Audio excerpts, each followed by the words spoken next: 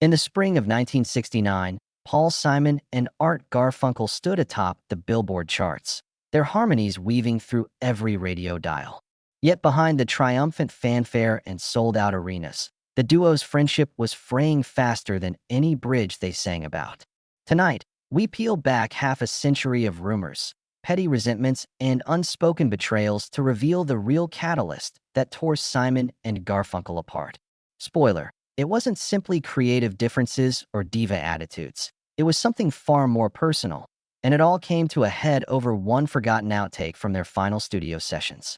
Picture Columbia Records' New York office, late 1968. The walls are plastered with gold LP awards, hot coffee steams on a corner desk. Simon and Garfunkel arrive for what they intend to call the farewell record, tentatively titled Bridge Over Troubled Water.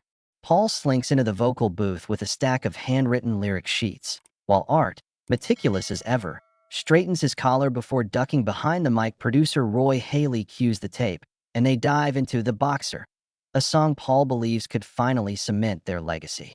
From the control room, Garfunkel's harmonies blend like morning mist settling over the Hudson, pure, unforced, transcendent. But when Roy asks them to record one more take, tempers flare. For Paul, every syllable mattered. He wanted a tighter punch on the line. I am leaving, imagining a more urgent delivery. Art, whose angelic tenor had become the signature spot amid Paul's earthier baritone, found Paul's nitpicking exhausting. Years of performing live had taught him the magic of imperfection. There's beauty in the crackle of a rough patch. When the producers suggested merging two takes to fuse spontaneity with precision, Art bristled.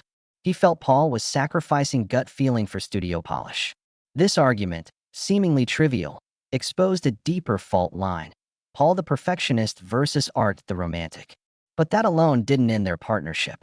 What truly cracked the foundation happened when Art arrived at the studio early the next morning, only to find Paul and Columbia NR exec Tom Wilson huddled over a freshly rough-mixed track entitled The Only Living Boy in New York. Paul's guitar and vocals rang out in somber isolation. This wasn't a duet at all, but a solo letdown. Roy later admitted he thought Simon needed a palate cleanser before tackling the next big number, so he recorded Paul alone and intended to bring Art back in for harmonies. Instead, the track went directly to the label, and a vinyl test pressing landed on Art's tour bus. Imagine Art's shock, reading liner notes crediting Paul Simon on that track, hearing his partner's plaintive voice call out for solitude while he wasn't even given a chance to join in. To Art, it felt like a public slight, a deliberate turning of the spotlight on Paul's songwriting and away from the duo's historic synergy. Friends watching from the sidelines say Art confronted Paul backstage that evening, bitterness chilling what had previously been genial small talk. Paul insisted it was mere oversight, a studio mix-up, but Art's pride was wounded. He wondered, if my name and voice aren't needed on this song, am I even part of this team anymore? As sessions progressed, tension mounted. On the Bridge Over Troubled Water recording, arguably their most iconic collaboration, Art's tendency toward reverb-soaked overdubs clashed with Paul's vision of a raw, gospel-laden arrangement. Each tweak felt to Art like another erasure of his contributions. Meanwhile, Paul craved total control, cutting out tracks he felt didn't serve his lyrical narrative. The final straw came at dawn on November 19, 1969, when Mary Travers of Peter, Paul, and Mary stopped by the studio. Paul, in a moment of dazzled flattery, asked her to add backing vocals to Bridge, bypassing Art entirely. Though Mary sweetened the chorus beautifully, Art heard the news as the ultimate insult. Even Peter, Paul, and Mary were preferred collaborators over him. Within hours, Art packed his harmonicas and notebooks. The engineer later found a hastily scribbled note taped to Art's mic stand. I can't keep singing when my partner won't sing with me.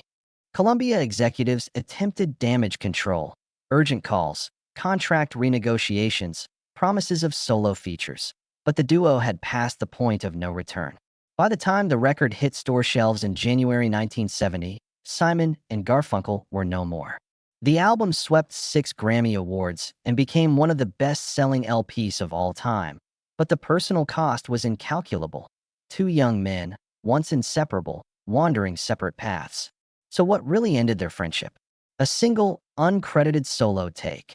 A gesture that to some might seem trivial, but to Art Garfunkel became the symbol of betrayal, eclipsing decades of shared memories. It shattered his trust in Paul's loyalty, exposed the power imbalance they'd long ignored, and lit the fuse on every resentment they'd ever harbored. In the next section, we'll explore how that break reverberated through both their solo careers, drawing lines of influence and rivalry that persist to this day. The aftermath of Bridge Over Troubled Water's triumph played out in deafening silence between Paul and Art. Overnight, the album shot to #1 in dozens of countries, the title track becoming an anthem for every yearning heart. Yet Paul and Art didn't celebrate together. Photos from that Grammy night show them standing on opposite sides of the stage, each holding their statuette but never exchanging a glance. In private, Art seethed at the memory of the only living boy in New York, circulating without his harmonies, believing Paul had silenced him. Paul, meanwhile, felt guilt mixed with creative vindication. His songwriting was proving irresistible. Both men were caught in a web of adulation and regret, and neither knew how to step across the widening chasm. Art returned to the studio determined to forge his own path. His debut solo album, Angel Clare, arrived in late 1973, dripping with pastoral imagery and gentle orchestration. Critics praised his crystalline tenor and evocative lyrics about lost innocence, but commercial success proved elusive. Fans who adored the Simon and Garfunkel blend found a solo Art lacking the rhythmic grounding of Paul's guitar. The album peaked modestly on the Billboard 200, and Art bristled at every comparative review. Reporters asked why he'd left Paul's harmony behind. He snapped that his music was never meant to be confined to a duo. Still, the pressure of proving his independence weighed heavily, and every muted sales chart felt like a reminder that the partnership's magic couldn't simply be replicated. Paul's solo career launched in a burst of Caribbean rhythms and introspective storytelling. His self-titled 1972 album featured Mother and Child Reunion and Me and Julio Down by the Schoolyard, songs that revealed new textures and playful wordplay. Critics lauded his versatility, and audiences embraced his off-kilter style. By the time 1975's Still Crazy After All These Years dropped, Paul had won multiple Grammys and cemented his reputation as a solo force. But amid cocktail glass portrait covers and glossy press kits, he carried a lingering ache. The absence of Art's harmonies, the unspoken fracture that no chord progression could heal. Fans listened, but for some, the music felt like a duet in two voices, one hauntingly present, the other echoing only in memory. As both men toured solo, tabloids fueled reunion rumors, stoking hope and rivalry in equal measure. Headlines alternated between Simon and Garfunkel, back at last, and can they ever forgive each other? In interviews, Paul hinted at nostalgic goodwill but deflected questions with jokes. Art doesn't like my mix, and I'm tired of wearing the same polyester suit. Art, in turn, expressed ambivalence, acknowledging Paul's songwriting genius but refusing to re-enter an arrangement that left him feeling expendable. Each tease of a joint performance sent ticket sales soaring for both acts, yet every aborted plan deepened the wound. Music agents whispered that a reunion could be the biggest draw of the decade, but nobody could bridge a rift born of wounded pride. In the late 70s and early 80s, fleeting collaborations underscored their distance. Paul invited Art to sing backing vocals on a few live dates, and Art joined Paul for a surprise encore at a benefit concert in 1981. But even these brief moments felt awkward. Art's voice appeared tentative alongside Paul's confident lead, and the chemistry Simon and Garfunkel once shared was replaced by polite restraint. Behind the scenes, tensions resurfaced over royalties, songwriting credits, and who would call whom first. When Art's cover of I Am a Rock underperformed in 1974, he blamed Paul's trademark melody for eclipsing his vocal nuance. Paul, defensive, retorted that he needed to look after his own career. Neither man invited the other into his studio again until years later, and by then the damage felt irreparable. Despite all this, a thread of respect never fully vanished. In private letters, Paul praised Art's vocal purity, admitting that some of his solo arrangements lacked that otherworldly shimmer. Art wrote back, thanking Paul for crafting songs that let his voice soar. In 2003, They mounted their iconic Central Park concert for 500,000 fans, an event both triumphant and bittersweet. They nailed every note of Scarborough Fair and The Boxer, but their setlist conspicuously omitted The Only Living Boy in New York, the very song that had once driven them apart. In the closing moments, Paul placed a hand on Art's shoulder, and for a heartbeat, their bond seemed whole again. Then they walked off stage, returning to separate lives shaped by the friendship that endured, even in its fractures. By the dawn of the 1980s, both Paul and Art had carved out unmistakable reputations, but with every solo triumph, the ghost of their fractured partnership lingered. Paul Simon released One Trick Pony in 1980, a film and album that paired sly humor with embodied melancholy. Critics hailed Simon's incisive lyrics and genre-bending rhythms, yet the absence of Garfunkel's harmonic counterpart was keenly felt. In concert reviews, fans recalled how Bridge Over Troubled Water had soared on Art's voice. On stage, Paul walked solo, each song a reminder that half of the original equation was missing. Meanwhile, Art Garfunkel pursued classical roles, appearing on Broadway in The Pirates of Penzance and recording an album of Shakespeare sonnets set to music. Reviewers praised his crystalline tone and dramatic flair, yet ticket buyers hesitated, seeking instead the comfort of Simon and Garfunkel's familiar blend. Amid these divergent paths, occasional intersections surfaced, brief, tentative, tinged with nostalgia. In 1981, Simon invited Garfunkel to close a benefit concert in Madison Square Garden. As Art stepped through the spotlights to deliver Scarborough Fair, onlookers murmured that the duo's magic still shimmered. Their voices wound together in a way neither solo career could replicate. Backstage, though, there was no curtain call embrace, only a curt nod and separate dressing rooms. In private, Art admitted to a friend, "The harmony brought tears to my eyes, but the gap between us felt wider than ever." Paul confided to his manager that evening, "I love his voice, but I can't risk that tension every night." Their most significant reunion came in 2003, when a surprise Central Park concert drew 500,000 fans. The atmosphere crackled with expectancy as they launched into the sound of silence, transforming the pre-dawn air with soaring emotion. For 15 songs, they recaptured a bygone simplicity, harmonies flowing as naturally as ever. Yet in interviews leading up to the show, they wove around questions of their split. Paul emphasized gratitude for the past. Art praised Paul's songwriting. Neither used the word sorry. And when the chorus of The Only Living Boy in New York began, they traded glances, an unspoken recognition that this song, once the wedge between them, remained both a testament to and a reminder of their deepest wound. In the concert film, the lyrics, "I get the news I need on the weather report," echoed like a veiled confession. They had both moved on, but never truly reconciled that moment of exclusion. Behind the scenes, royalties disputes stirred fresh friction. Art's estate lawyers sought a share of mechanical royalties for reissues of classic albums, while Paul's camp argued that publishing contracts predated solo efforts.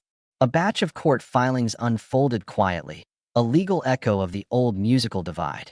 Newspapers reported misunderstanding and bad blood, even as fans celebrated the duo's farewell tour. It was the raw paradox of Simon and Garfunkel. Their art could unite thousands, yet their personal memoirs remained stuck in unresolved chapters.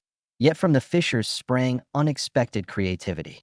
Paul Simon's Graceland in 1986 blended South African township rhythms with folk storytelling, a daring departure that earned international acclaim and a Grammy for Album of the Year. The album's joyful collaboration with Ladysmith Black Mambazo drew from themes of exile and return, perhaps a lyrical reflection of Simon's own exile from his musical half.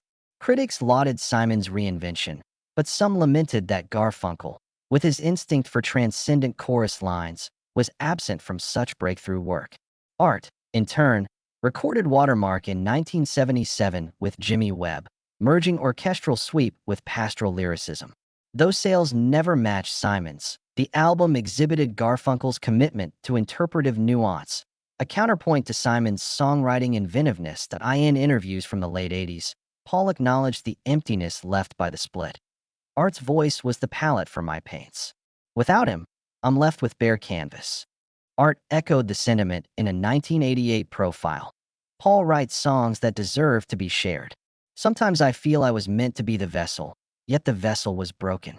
These confessions, rare and public, hinted at mutual longing. Yet neither fully crossed the divide to propose a permanent reunion. In a 1987 press conference, when asked if they'd record together again, Paul hesitated before replying, "Never say never," while Art smiled wistfully and admitted, "A duet is a duet, no replacement." This uneasy détente characterized their relationship for decades. Distance punctuated by moments of unity, art that both thrived and thrummed with echoes of absence. By the turn of the millennium, nostalgia tours and tribute albums reaffirmed their joint legacy, yet the personal bond remained elusive. Fans speculated endlessly. Was pride the barrier, or did each man's pursuit of individual identity outweigh the possibility of revival? As we consider these complex trajectories, we see how a single studio misstep, one outtake sent off without a partner's voice, became a defining fracture. It shaped not only their friendship but their artistic evolution.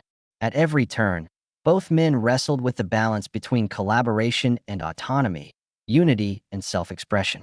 Their story reminds us that creative partnerships are delicate dances, vulnerable to a single miscue, yet capable of producing art that transcends personal conflict.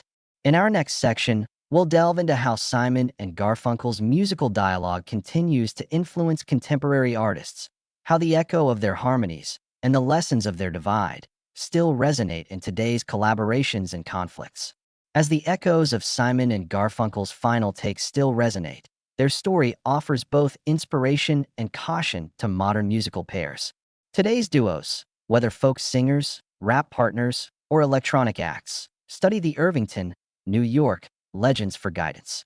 They see how perfect harmony can lift a song into the stratosphere, but also how a single misstep can fracture trust.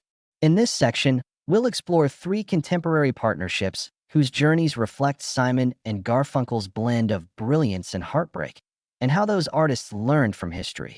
First, consider the folk-pop duo The Civil Wars, comprised of Joy Williams and John Paul White. Critics hailed their 2011 debut, Barton Hollow, for airtight harmonies that recalled the best of 60s pairs. Their voices melded like two tributaries merging into a river, pure, natural, and hauntingly evocative. But behind the scenes, whispers of creative disagreements and mounting pressure began to shadow their success. Williams preferred raw, emotionally charged takes, while White leaned toward polished arrangements. Within 2 years, the friction reached a breaking point during studio sessions for their sophomore album. They canceled tours, erased social media presence, and announced an internal struggle that led to an indefinite hiatus. Fans instantly drew parallels to Art and Paul's split, seeing the same clash of perfectionism versus spontaneity. Yet the Civil Wars did something Simon and Garfunkel never managed. They issued a shared statement explicitly naming communication breakdown and encouraged joint therapy. Their transparency won praise even amid regret, proving that acknowledging pain out loud can soften the blow of separation. Next, in the realm of hip-hop, examine the trajectory of Macklemore and Ryan Lewis. Teaming up in 2009, they exploded onto the scene with Thrift Shop and Can't Hold Us, two anthems that married witty lyricism to anthemic hooks. Their partnership struck a balance. Lewis's production provided the canvas, and Macklemore's voice told the story. As awards piled up, they navigated potential pitfalls by formally structuring their collaboration in a partnership agreement. They agreed on creative veto rights, revenue splits, and even a dispute resolution clause involving a neutral mediator. When tensions flared over touring schedules and side projects, they referred back to these written guidelines. Instead of hiding disagreements until they boiled over, they preempted conflict with periodic check-ins mediated by their lawyer. The result? Their 2016 announcement to pursue solo projects came as a respectful, mutual decision rather than a bitter divorce. In post-split interviews, both artists praised the other's integrity, citing the importance of clear boundaries and advanced planning, practices that Simon and Garfunkel lacked in 1969. Finally, look to a rising electronic duo like Sylvan Esso, Nick Sanborn, and Amelia Meath. Their understated folk-inflected electropop relies on Meath's vocals riding over Sanborn's intricate beats. From the start, they scheduled monthly retreats to discuss artistic direction, mental health, and credit allocation. When Meath developed a side project remixing her own vocals, they consulted each other and recalibrated their live set list to avoid overshadowing the band's identity. Broadcasting these conversations on podcasts, they invited fans into their decision-making process. When disagreements surfaced about remix rights for a charity compilation, they paused the release, convened a group call with label reps and fans, and co-wrote a public blog post explaining the change. Their openness turned potential scandal into a win for authenticity. In interviews, they credited Simon and Garfunkel for pioneering emotive storytelling, but noted that today's digital age demands transparency and legal foresight to preserve both art and friendship. What emerges from these case studies is a blueprint shaped by Simon and Garfunkel's legacy. Cherish shared moments in the studio, but never assume harmony without trust. Modern duos reinforce their bonds with clear communication, formal agreements, and a willingness to confront issues before those issues become irreparable.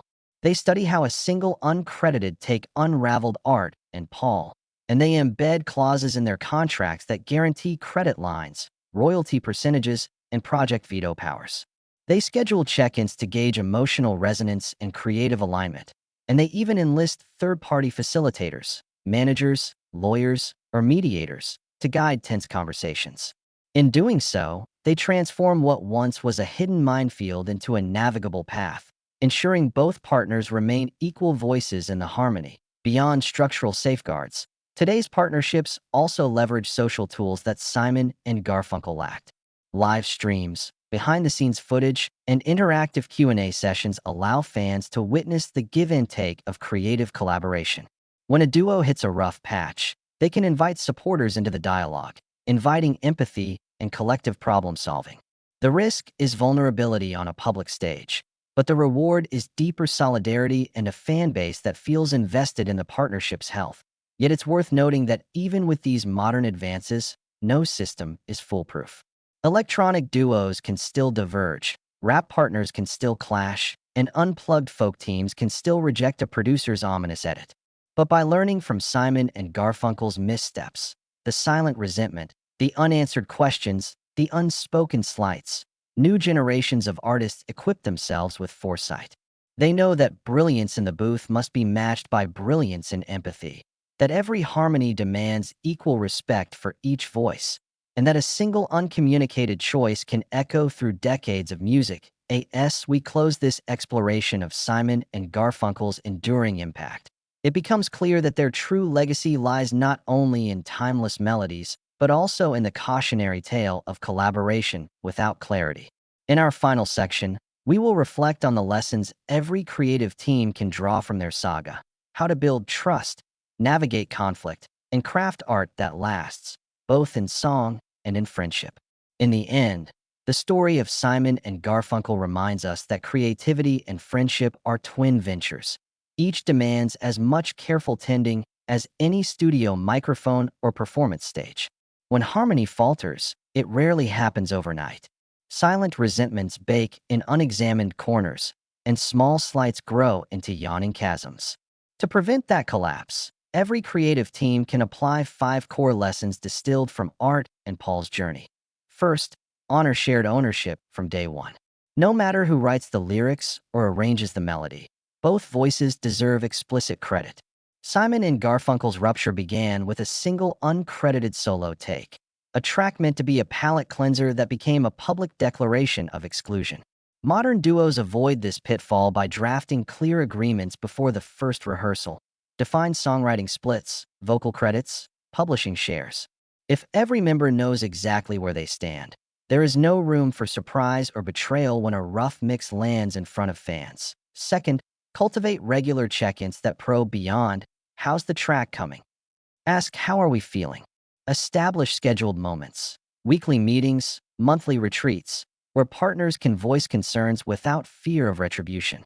In contrast to Art's private fury at being sidelined, today's teams often lean on external facilitators, managers, mediators, or even mental health professionals who keep dialogue constructive. If Paul and Art had paused to acknowledge that the only living boy in New York felt like a unilateral move, perhaps their divide would have healed rather than hardened into decades of distance. Third, embrace transparency around creative choices. In 1969, studio decisions happened behind closed doors. Paul invited Mary Travers into the fold without warning Art, sealing the final fracture. Now, artists live in an age of instant communication. A quick text, a group chat, or a shared digital workspace can announce new collaborators, arrangement tweaks, or alternate versions. If every significant change is aired openly, trust remains intact. The risk of oversharing is far less damaging than the fallout from secretive edits or surprise guest features. Fourth, manage egos with care. Creative passion often walks hand in hand with strong opinions. Paul's exacting perfectionism clashed with Art's embrace of imperfection. Each trait alone fuels artistic excellence, but together they needed balance. Today's duos benefit from mutual humility, acknowledging that neither knows it all, and that greatness often emerges from compromise rather than unilateral decrees. Offering each other deference. Your idea matters as much as mine, builds a partnership resistant to bruised pride. Fifth, plan for conflict the way you plan a tour. Write dispute resolution clauses into contracts.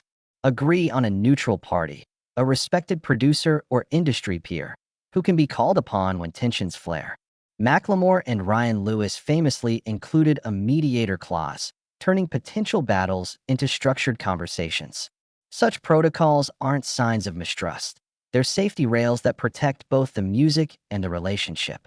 Beyond these structural safeguards, Simon and Garfunkel's saga underscores the power of personal empathy.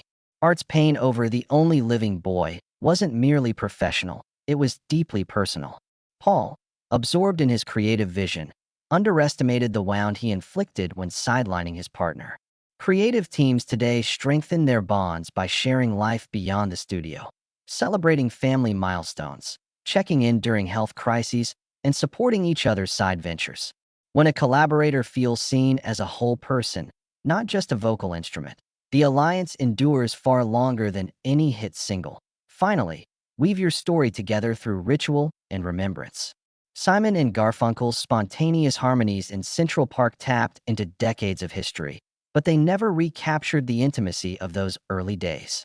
By creating intentional rituals, annual songwriting retreats, rehearsal dinner celebrations, recording anniversary jam sessions, teams keep their shared journey alive. These communal moments become emotional deposits, forging memories that counterbalance inevitable conflicts. When the curtain falls, the true measure of a creative partnership isn't just chart positions, but the quality of trust that underpins every note. Simon and Garfunkel gave us timeless melodies that still stir hearts, but they also left a cautionary legacy. That brilliance unaccompanied by clear communication and mutual respect can fracture even the most luminous collaboration.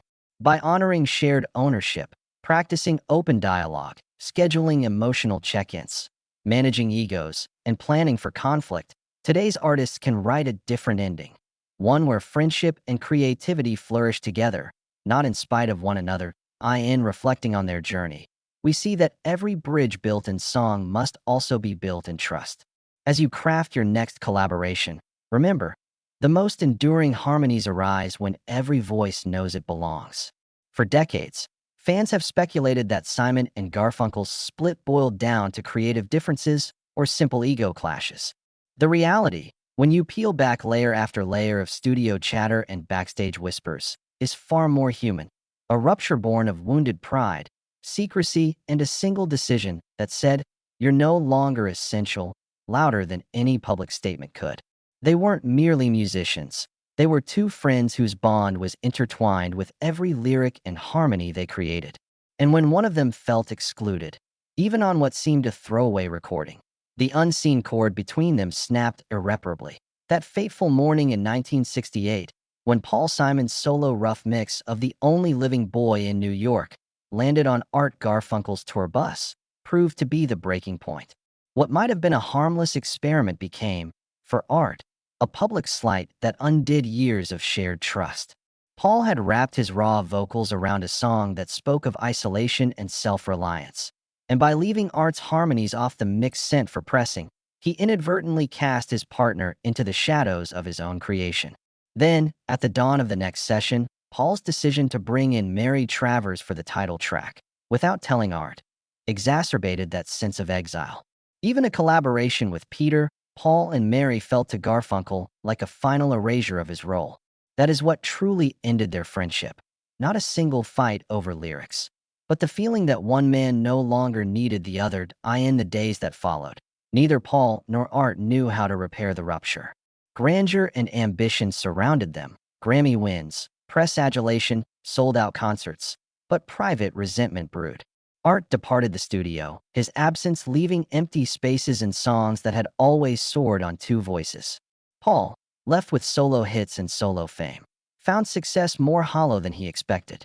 They both embarked on solo careers that showcased their individual gifts, songs of introspective folk and crystalline sonnets. But the magical alchemy of their combined voices was gone. What remained was a shared history tainted by an unspoken accusation that one partner had been willing to proceed without the other. Yet, even as their duet dissolved, their personal story took on enduring power. Paul Simon's experiments in reggae, jazz, and world music blossomed into masterpieces like Graceland. Art Garfunkel's Broadway performances and folk albums demonstrated a rare interpretive grace. Each man carved a distinct path, but listeners still heard echoes of their duo days in every haunting chorus. In unexpected moments, benefit concerts, reunion tours, interviews, the two men glimpsed what they had lost. Standing side by side in Central Park or exchanging guarded pleasantries at award shows, they communicated volumes without saying a word. Their fractured relationship became a silent testament to both the heights of creative partnership and its fragility. Today, Simon and Garfunkel's saga endures as both inspiration and warning. Their harmonies still resonate through generations, yet their story underscores one immutable truth. Collaboration requires constant, honest communication. No contract or checklist could have prevented the hurt caused by an unspoken studio decision. In a world where artistic teams span continents and collaborate across time zones, the lesson remains vital. Every member must feel heard, credited, and respected. When you trust that your partner will always have your back, you can weather the fiercest storms. When you doubt that bond, even the smallest oversight can become an unforgivable ACT. As you listen to Mrs. Robinson or Scarborough Fair, remember that behind those melodies lay a complex friendship undone not by public scandal, but by a private fracture. The truth is out. It wasn't merely business or image that ended Simon and Garfunkel's friendship. It was the powerful sting of exclusion. Their legacy lives on in two distinct bodies of work and in the countless artists who cite them as heroes. But most importantly, it lives on in the cautionary tale they unwittingly wrote, that in any collaboration, the heart must be as finely tuned as the instruments. When you embark on your own creative journey, pause before you make decisions that affect others. Share rough mixes. Invite input on final edits. Acknowledge contributions openly and often. Because in the space between two people, be they musicians, filmmakers, or colleagues, the real bridge is built on mutual respect. Let Simon and Garfunkel's story remind you that the sweetest harmonies arise when every voice knows it belongs.